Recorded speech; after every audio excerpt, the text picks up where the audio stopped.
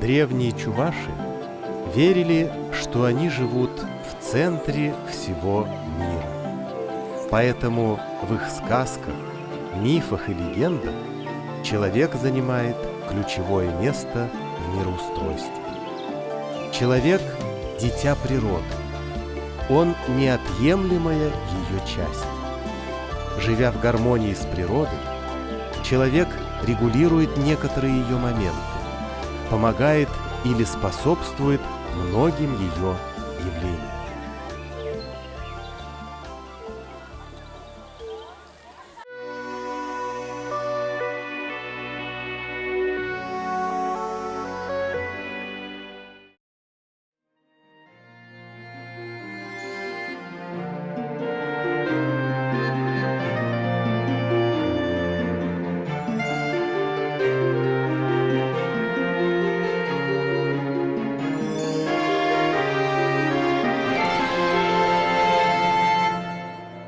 Во времена самых длинных дней и самых коротких ночей из каждого семейного очага деревни огонь собирали вместе и тушили его.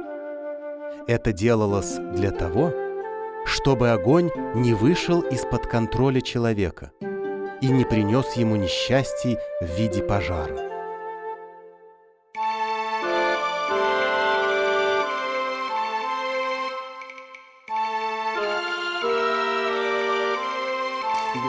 Туғансем, пәтем ялдекі бар шағындай.